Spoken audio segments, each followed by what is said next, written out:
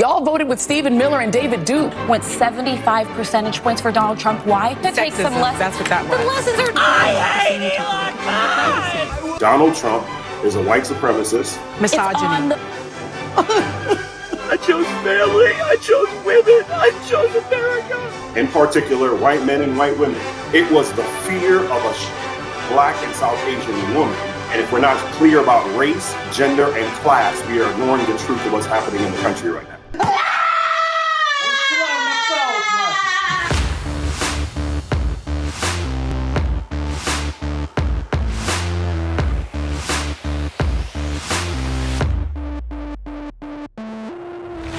Welcome to the show. My name is Reed Huberman. Don't forget to like, share, and subscribe. I am happy to announce that now you can officially become a member of Indie Thinker by going over to indiethinker.org/support. When you sign up for our membership tier, you will gain access to weekly devotionals, weekly newsletters, movie reviews, book reviews, and with those reviews will also come very often free audiobooks and ebooks and access to groundbreaking films and documentaries, all for the low, low price of a cup of coffee at Starbucks. That's right, just for $7 a month, you can gain access to some of the greatest content that will help you deepen your faith and then also help you make a difference in the world when you gain the confidence to speak about some of the pressing issues of our time. A membership to Indie Thinker will do all that. So make sure to go to indiethinker.org/support. Now let's jump into the show. Ding dong, the witch is dead. And no, I'm not just talking about Kamala. It comes in the morning.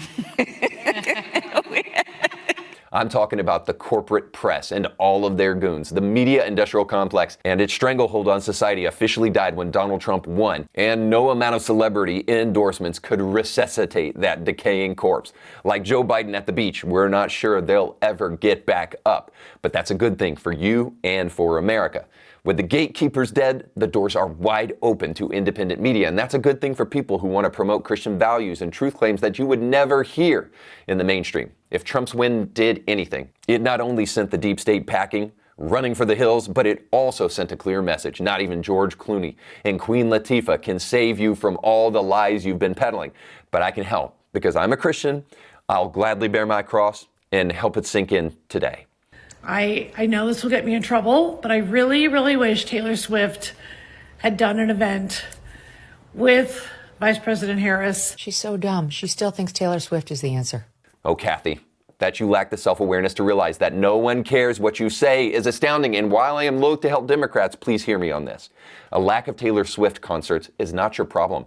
Patriarchy, whiteness, Christian nationalism is not your problem. You are the problem. You talking to me? If you'll quit being so damned crazy and do some self-reflection, you might actually win future elections. He hates these cans! He doesn't want to put holes in the cans, he wants to put holes in you! But by all means, keep it up.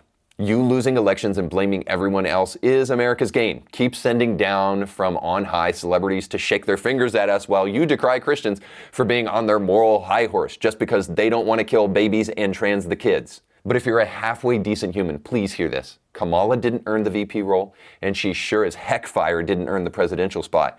That was handed down to her without a single vote. And no concert nor celebrity endorsement will change that, even if it's from Robert De Niro, Rob Reiner, Whoopi Goldberg, Joy Behar, and others. Mark Ruffalo, Mark Hamill, Beyonce, Taylor Swift, Richard Marx, Alec Baldwin, Pink, Ron Howard, Julia Roberts, George Clooney, Leo DiCaprio, Oprah, Cardi B, Lizzo, Ariana Grande, Billie Eilish, Jennifer Garner, J-Lo, Andy Cohen, Cher, Barbara Streisand, Mark Cuban, and others. Now, polishing up that cackle with a million elitist celebrities will never change the fact that a DEI, identity politics, anti-white, racist candidate in all of its forms is detestable. People did not vote for Kamala because that's what she stands for. She stands for self-loathing and thinking America was steeped in racism and trying to right its wrongs by overdoing meritocracy and so much more. I guess it also stands for men beating up women with micropenises. By the way, if you are fighting a woman, there is no other kind of man that would do that than one that has a micropenis. I have nipples, Greg. Could you milk me? And it is just that simple. And the brain trust in Hollywood doesn't seem to really understand that. They're too busy telling you normies how much Kamala and them love you while they look down their noses at you and march their unborn babies into Planned Parenthood and warn you that Donald Trump and Elon Musk will never love you like we can. Guys mostly, I guess, who are thinking about attending a rally with Musk and Trump. They don't really respect you. They laugh at you behind your back. They think you're stupid. They don't want to hang out with you. They have nothing in common with you. They're not your bros. These celebrities who wouldn't pee on you if you were on fire, telling you that Trump and Elon don't love you, is rich. They think it's their job to take your money and rake in millions at the box office so that they can distract you from your pitiful and meaningless lives. You know, the life of a hardworking family man that loves his kids and wife and takes them to church. Meanwhile, they're in divorce courts, snorting coke, transing their kids for social media clout, and basking in the glow of their own self-righteousness. They'd rather mock you for your faith and your traditional values behind your back, all while sexually harassing women, knocking up the nanny, and then making the baby that comes from their affair oddly disappear. Sound like someone? You can call me Doug. Okay, Doug. Sure, they're great actors, but their endorsements tell you all you need to know.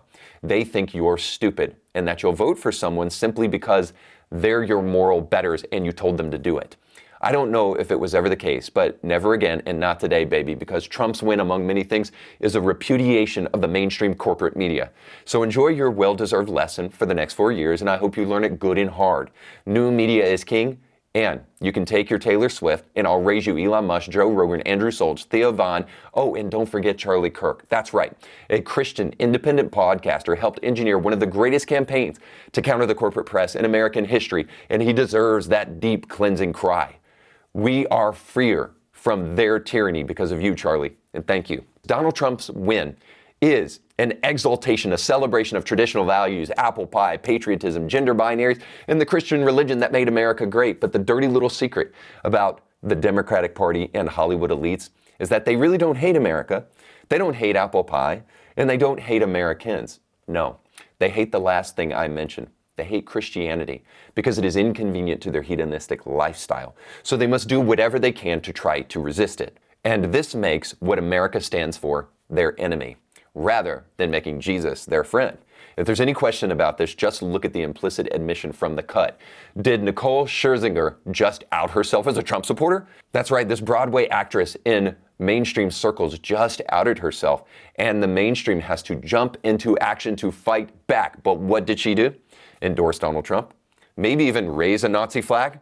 No, don't be silly. We all know the demand for racism outstrips the supply. Rather, Nicole made the career-ending move of asking, "Where do I get this hat?" on a Russell Brand Instagram post where he was holding a hat that says, "Make Jesus first again." This sent the author of this article into action, expressing the kind of tolerance and acceptance that we have all come to expect from the God-hating left. They said this: Nicole Scherzinger from the Pussycat Dolls will be earning rave reviews in Sunset Boulevard on Broadway, but she'll dash her own Tony hopes by seemingly outing herself as a Trump supporter in Russell Brand's Instagram comments. Now, who knew that simply expressing the most anodyne version of Christian faith by asking for a hat that praises Jesus would merit the attention of Rolling Stone, Deadline, Newsweek, The Independent, and The Daily Beast, all doing their dead-level best to blacklist a young actress just getting her start? The pressure was so intense that afterwards, Nicole felt the need to write a tearful apology. She said this: "I deeply apologize for the hurt caused by my recent engagement with some social media posts." Scherzinger said in a statement posted to her Instagram stories, "When I commented on these posts, I made the mistake of not realizing that they could be easily interpreted as being politically related, and I apologize to anyone who understandably reached that conclusion." Thank God, a little bit of boldness with Trump's victory changes all that. Because old media is dead, and we no longer need to apologize for having faith in the public square, and new media is king. CNN, MSNBC, CBS, and ABC couldn't manipulate enough Americans to swing an election in their favor because they are a bunch of impotent, God-hating wannabes. And this is more than just a spirited rant, although I'm good for that everyday ending in Y. The mainstream media being exposed like this and no longer having the power it once had is a good thing. It's a source of common grace from God. It's a good thing that the superfluousness of notoriety is being exposed because it gives us the chance to focus on a message because of its depth rather than who it's attached to. It's my hope that the death of the mainstream will force us to envision a society that judges ideas based upon their merit and worth. This is a great opportunity for Christians too. We just need to make sure that Christians don't screw it up like we have in the past with the kind of Christian media that no one wants to watch. Hey, Scotty. Jesus, man. With new media being king and any amount of inspiration, we can model our media after the greatest storyteller the world has ever known. And by the way, if you're curious who that is, his name starts with G and ends with D.